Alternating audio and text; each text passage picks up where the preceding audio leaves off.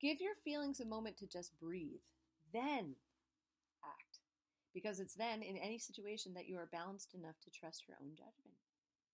And just do the right thing. It's truly a selfless act. I was present. I finally got it. Now, Rilke said, quote, "Each experience has its own velocity according to which it wants to be lived, if it is to be new, profound, and fruitful. And to have wisdom means to discover this velocity in each individual case," end quote. And yeah, inevitably, things will change if you are willing to trust the moment and look at them differently. And to trust is a pure emotion. Trust comes from love, and love lives in your heart space. Floating in your lifeboat there? No wrong emotions there. Nope, only different kinds of emotions. Judgment does not work in the heart space. And when it comes to your family and friends, you must trust your decisions. When you trust your mind, your family and friends will trust your direction and choices. You will trust your direction. In that place of love and trust that resides in your heart, there is, well, it's selflessness, really. That is your true self, and the self that will be there for your family, friends, etc. Now, as Rumi states, the quote goes as follows: "Don't you know yet? It is your light that lights the world," end quote. Don't you know yet? It is your light that lights the world, end quote. That's what Rumi says. So what you trust and imagine puts that very thing, that very reality into motion. If you trust and imagine harmony, it's harmony you will experience. It truly is as simple as that. Trust only exists in love, in my opinion. And thinking through love only comes from the heart space. So trust your intuition. And as Dory said in Finding Nemo, just keep swimming, just keep swimming. So as a parent, the most important part of my personal journey with bipolar disorder was to learn to listen selflessly to my daughter without jumping on the "you're wrong and I'm right just because" bandwagon. Now, the verdict is still out with my partner in crime, and he would most certainly agree, but with our daughter, listening was a skill I had to train my cluttered bipolar brain to let go of and let my heart space do the thinking.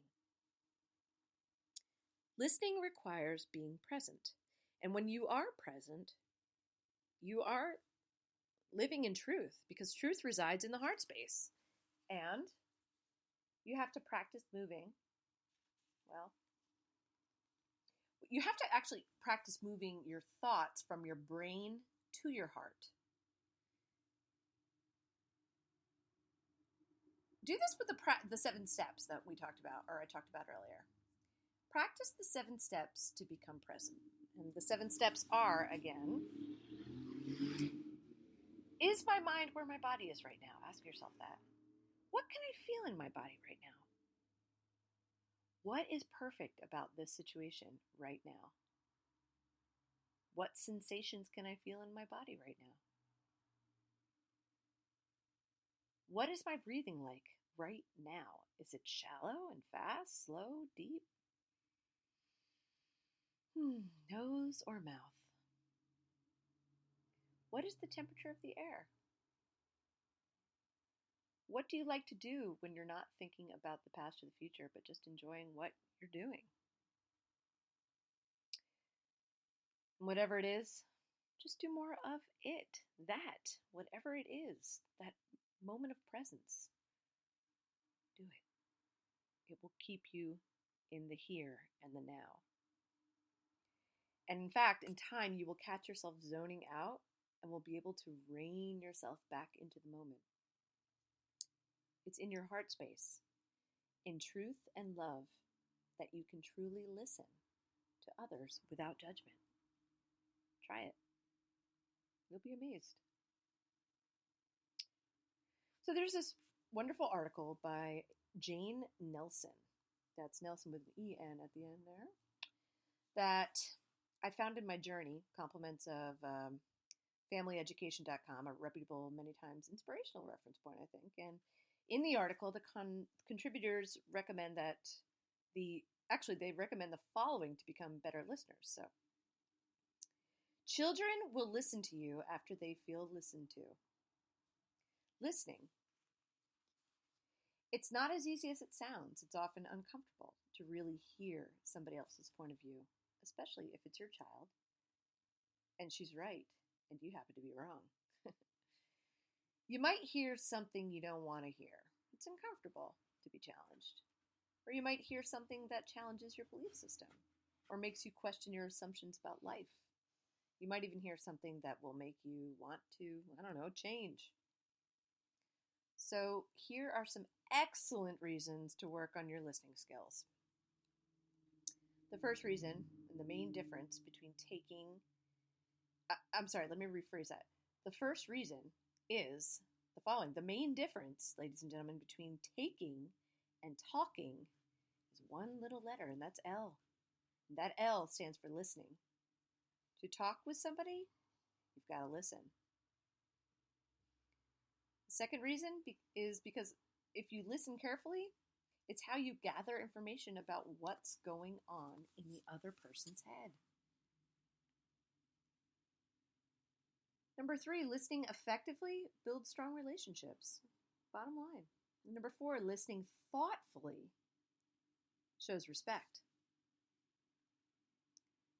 Number 5, listening is always, and I mean always, the first step in solving problems.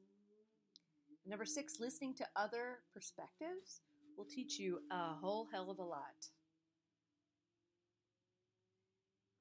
And number 8, good one to remember. Kids, specifically, are smarter than most grown-ups think. And they generally know what they need. Just listen to them. Number 9, listen to your children, and they will teach you how to raise them. Listen to others, and they will teach you how to treat them. That's an important one. Number 10, if you want someone to listen to you, ladies and gentlemen, you'll need to first listen to her or him. If you want them to hear you, you have to hear them out first. And the last I have here is a person who is listened to learns how to listen. That is an important one I've learned over the years, especially as an educator. A person who is listened to learns how to listen. And until she learns how to listen to you, it's the same as telling your problems to the bathroom mirror, no matter how eloquently you express yourself. So with others, listen first and listen from your heart space before reacting. You know, the true story may take a while to emerge, and the real feelings may take time. If you need to, count to 10 and just trust. In fact, I like this. With children, specifically, as familyeducation.com states, kids aren't always organized, and kids with emotions, and last time I checked, that was all of them, are even less so.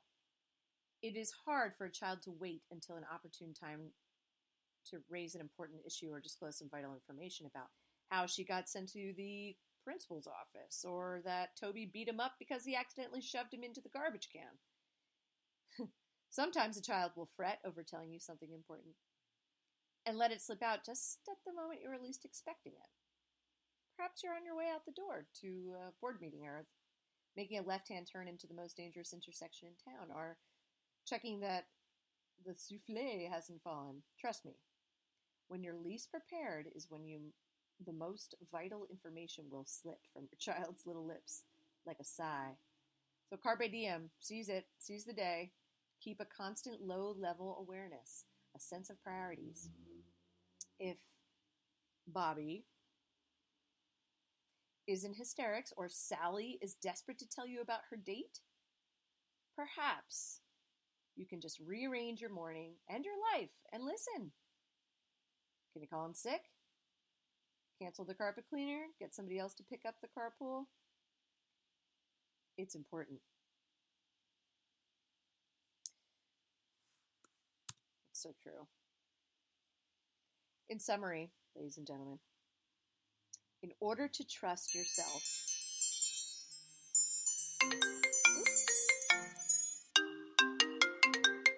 what a lovely ding, ding, ding. In order to trust yourself, you must trust the process. In order to trust anything, you must approach it with clarity. It is essential that we are present when dealing with our friends and loved ones, and if we react to them from a place of non-love, the outcome can be truly detrimental. It really can. So we can trust our heart space because only truth and love reside there.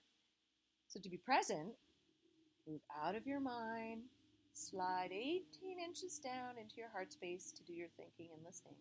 And by doing this, you are being honest with yourself and your loved ones. Trust yourself and trust this process.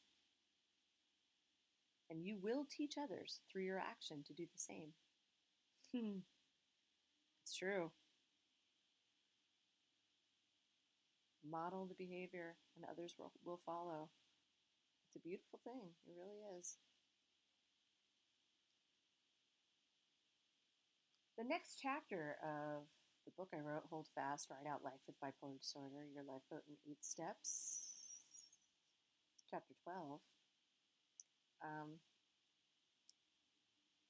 explores what if. The what ifs.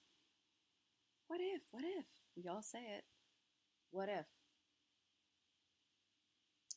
So in chapter 12, you will inevitably, and in our next discussion, you will inevitably ask yourself, what if? And understand the obstacles that you, specifically, may face in starting a new way of thinking. You will understand the paradox of speculation. Your desire to find certainty creates more uncertainty and worry. So congratulations!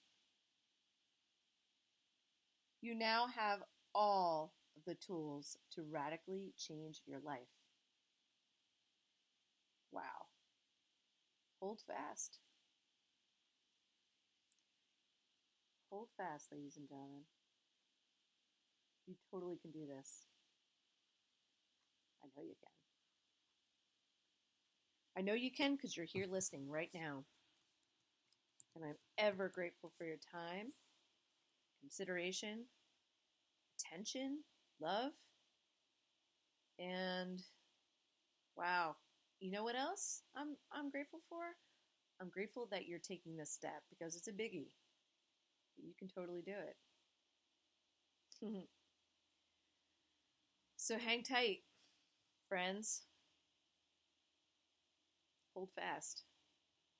Till next time.